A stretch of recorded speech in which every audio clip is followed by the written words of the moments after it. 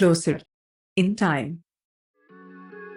Previously on Closer in Time, the creation of the U.S. Constitution and the Magna Carta and the Pax Romana. And now, the 12 tables were hammered out in the thrum of an early Rome grappling with class struggle. The patricians, the elite few, had a tight grip on power, while the plebeians, the common folk, were stuck navigating vague, often oral statutes as well as judicial bias. But ultimately, the elite classes depended on a plebeian army and workforce. Amid long-standing grievances, threats of strike and secession, generally referred to as the conflict of the orders, as well as intermittent but unsatisfactory concessions, the Senate finally yielded and initiated the creation of a codified legal instrument. Indeed, the codes weren't born from a sudden pang of altruism, but from calculated necessity. They were blunt and practical, written in language as raw as the streets.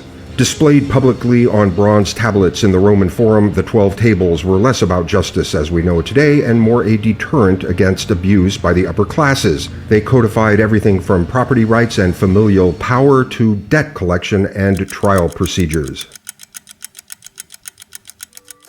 Right now, we are closer in time to the creation of the Magna Carta than the Magna Carta is to the creation of the 12 tables by over 800 years. And we are closer in time to the creation of the U.S. Constitution than the Pax Romana was to the creation of the 12 tables by roughly 2 centuries. About 300 years after the Code of Ur-Nammu, with the rising Babylonian Empire along with its growingly hierarchical social order, Hammurabi's famously severe code engraved on a black stone stela towering nearly 7 feet tall is without question the birth of retributory eye for an eye justice. This code demanded strict, often brutal punishments for wrongdoing. Unlike Ur-Nammu's fines, Hammurabi's penalties were corporeal. Theft, assault, and even minor offenses could lead to amputation, branding, or even death. Hammurabi's laws were deeply class-based, reflecting the stratified Babylonian society. Punishments varied by social status. A noble harming a slave paid a lesser penalty, while a slave harming a noble faced extreme punishment. Hammurabi's code was highly prescriptive, detailing specific consequences for specific offenses, which reinforced not only retribution, but social class. Right now, we are closer in time to the creation of the Magna Carta than the 12 tables are to the creation of the Code of Hammurabi by about 500 years.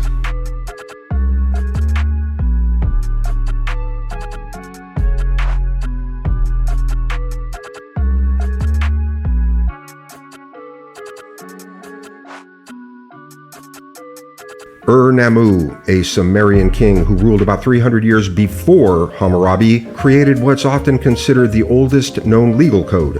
His code was strikingly humane. Focusing on compensatory justice, the Code of Ur-Nammu penalized many offenses with fines rather than physical punishment. For example, if someone caused an injury, they would pay a set fine rather than losing a limb. Murder and serious crimes did see harsher consequences, but it was a legal approach largely based on restitution and fairness. Remarkably, Ur-Nammu's code also laid down protections for widows and orphans, suggesting an early sense of social responsibility. Ur-Nammu's laws, in stark contrast to those of Hammurabi to follow, aimed at conflict resolution with leniency and concern for social stability rather than fear.